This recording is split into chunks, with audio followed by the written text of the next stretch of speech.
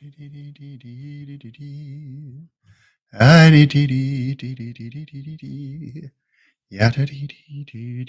dee. Yeah, da da dee dee dee.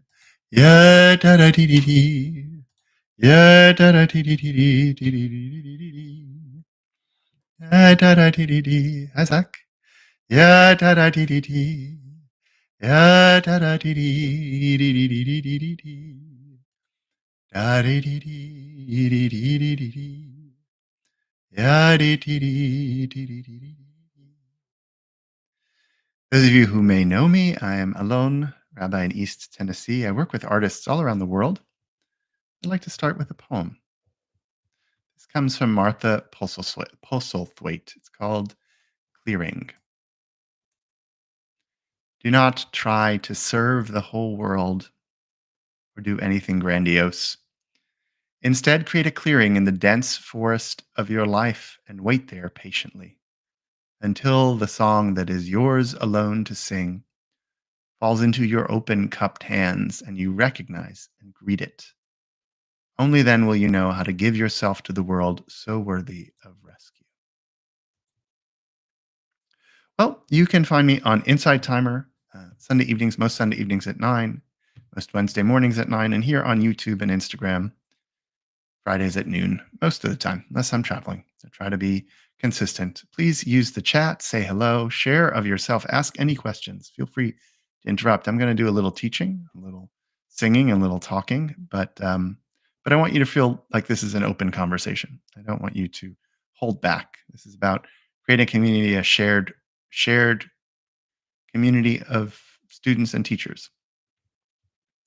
So I want to, as rabbis do on a regular basis, talk to you about this week's Torah reading, things we might learn from it, things we might, as artists specifically, gather. Because, as I said, my work is largely with artists, so I want to address this to the processes of creativity and social entrepreneurship, the ways we can serve each other, and the ways we create meaning. So this week we read from chapters 10, 11, 12 of the book of Exodus in Jewish communities around the world, the latter plagues, the latter afflictions that God, through Moses, has afflicted Egypt. And it would be easy to think that the plague of darkness was just sort of an eclipse, a long period of darkness. But in Torah, in Hebrew scripture, it says people could not see one another, and for 3 days no one could move about, but all the Israelites enjoyed light in their dwellings. That's sort of a magical darkness. Our sages take that even further. Both Rashi, a 11th century commentator and teacher, and also Everett Fox, a recent Bible translator, understands that what's being described is not just lack of light, but darkness as a presence. In the same way that our rabbis and sages and tradition teaches that Sabbath and rest are not just exemptions from things. It's not just the absence of work, but a presence of rest. So this is a presence of rest. This is a presence, like there is a presence of rest, this is a present darkness, a material darkness, a tangible, in some readings, darkness. A darkness, say some of our traditions, and we call midrash, which is a kind of fan fiction, the darkness that could prevent you from moving. It was an ether, a physical presence, a morass that could be touched and felt. A kind of creation. Sometimes with artists who are colorful in their work, perhaps to the point of being oversaturated, I invite them to paint in grayscale, black and white only. See what that would mean to them. But there's another kind of darkness that our sages understand, and Yitzhak Meir Alter, who was known as the Chidushei Harim, he was a rabbi in the 19th century, early part of the 19th century in Ger, Poland, talks about this embodied darkness. And from the phrase that a person couldn't see his fellow, he says there's no greater darkness than a darkness in which you can't see your fellow human, becoming oblivious to the needs of your co-citizen, co religionist, person with whom you share community and life. It is the darkness of our age, cruelty and ridicule, and the ways in which we have forgotten each other. And I think art at its best can create but never destroy.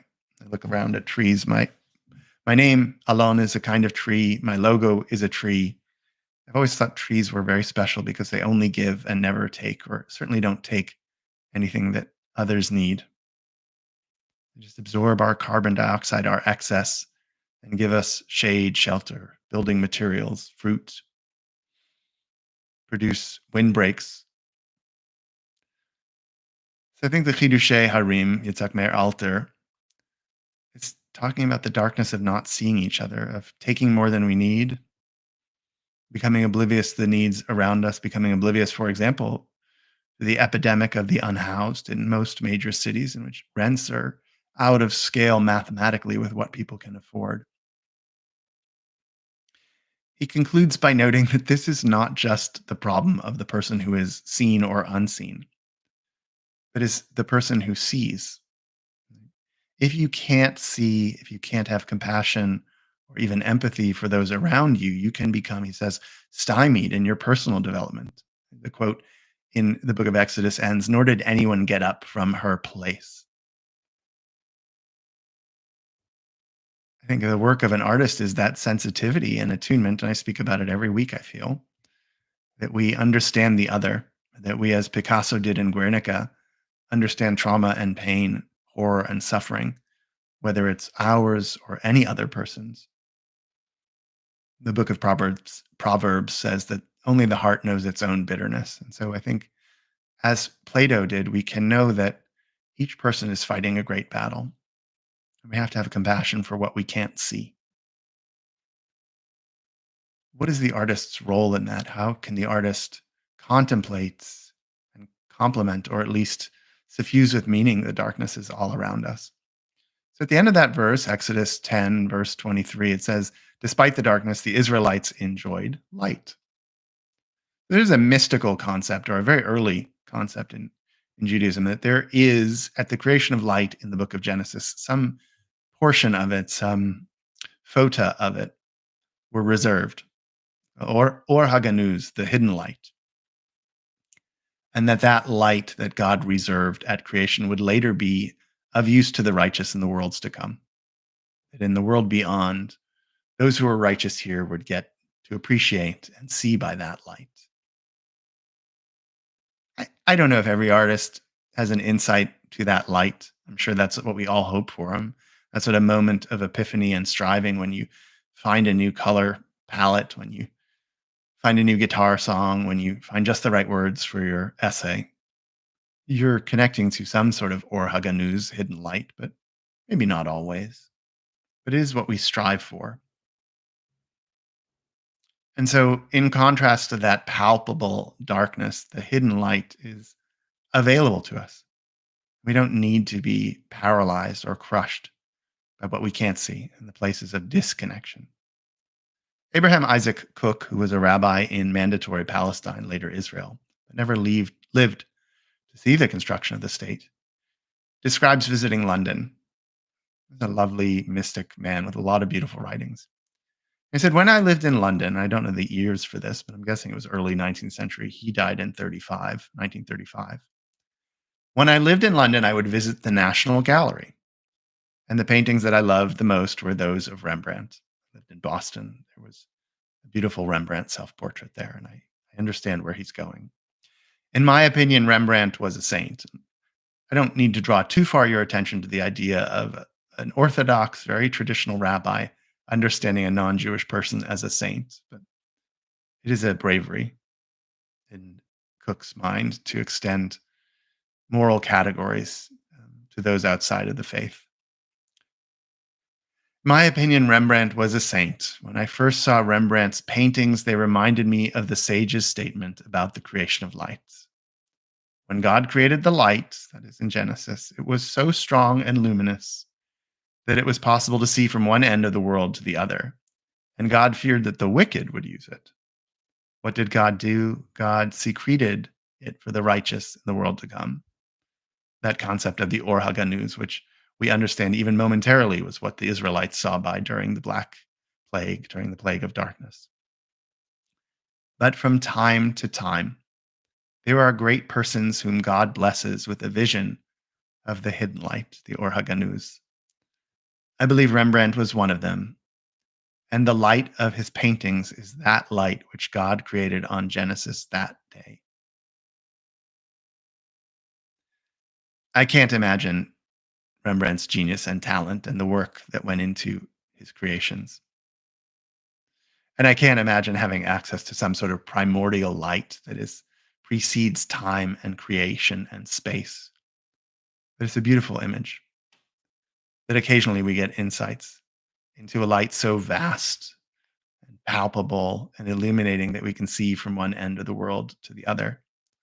I think the very opposite of a darkness that prevents us from seeing our fellow, the very opposite of a darkness of disconnection, but a light that stretches from horizon to horizon and joins all.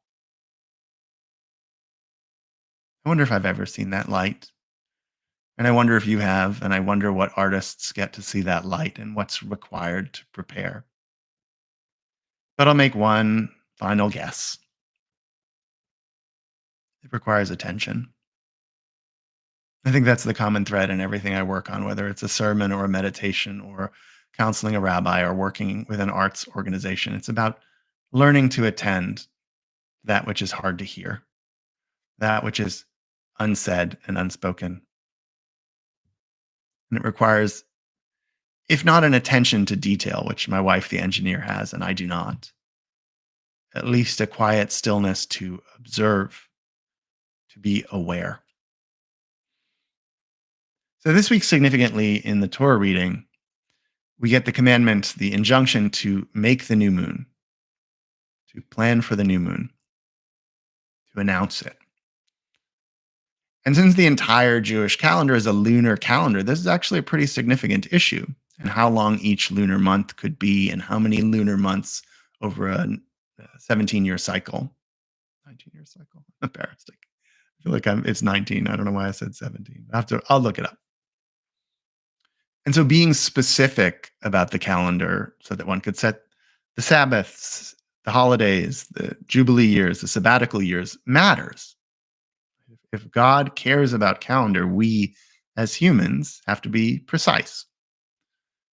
So there's an entire section of the book of the Talmud, which is a collection second, fourth, fifth century, second, third, fourth, fifth centuries of discussion, conversation, story, law, precepts, home remedies. There's an entire book called Rosh Hashanah, which is the setting of the new year, but contains quite a bit of information about how we set the moons, how we announce the new moon. And it's interesting, I hadn't thought of this in preparation for this talk, but a new moon is an interesting transition from absolute darkness to partial light. It would have made more sense maybe to set the calendars according to the full moon. The new moon, it always threw me off because it's called the new moon, is the one you can't see. Right. So to start a new lunar month, you need to know when you go from absence to presence, just a sliver. So there was a large courtyard, says the Talmud, in Jerusalem. It was called Beit Yazek, where all the witnesses, they'd bring witnesses in, right? They didn't have they didn't have mathematical calculations 18, 19, 17 centuries ago to ascertain exactly when the new moon was. And even their astronomy was more like astrology. They didn't quite understand the revolution of the planets. In fact, of course, they believed in an Earth-centric cosmology. But anyway, they had to have witnesses. They didn't have telescopes. So the pair of witnesses who arrived first were examined first, and they needed multiple witnesses. Tell us how you saw the moon. In front of the sun, behind the sun, north, south, how big, what was the inclination of the moon, how broad, how narrow. And they used to interrogate the witnesses almost ad infinitum in court cases. They could ask as many difficult questions as they felt need to. And Rabban Gamliel, who was the head of the academy, head of the courts at one point, a prince, would have diagrams on a tablet, and he would make them point to a diagram. That's actually how finding a criminal works. They give you a panel, So I'm sort of picturing a panel of potential faces. It's not just one mugshot at a time. They ask you to pick from a panel. It requires a lot of critical discernment to sort through darkness and light, to find the Orhaganus, that hidden light that is reserved for those who are righteous, for those who are kind and considerate, for those who can make art out of their soul. Spiritual entrepreneurs, as I often use the phrase. How do we separate light from darkness, live in a space of light that transcends and crosses all boundaries, not in a space of darkness that is so impermeable as to never allow ourselves to see each other, but suffused with the primal and primordial light that Rembrandt knew? Listen carefully. If you don't have an eye for detail, at least you can be precise in your observations, quiet in your awareness, generous in your attunement. Stretch and strive to hear, see, feel, and be more. Thanks for listening, and I'd love to hear your comments and questions. Those of you who are on Instagram or YouTube Live, the chat is always available. I welcome any kind of challenge. I could always be wrong. So I'll leave it open and I'll chant for a little while we're gathering, and maybe you're gathering your thoughts and thinking about something you'd like to share. Agidumba gidai. Agi diggy diggy diggy diggy die. Agi dumba die. Agi diggy diggy diggy diggy die. Ya ta da ti di die. Ya ta da ti di die. Ya ta da ti di ti di di die. Ya ta da ti di die. Ya ta da ti di die. Ya ta da ti di die.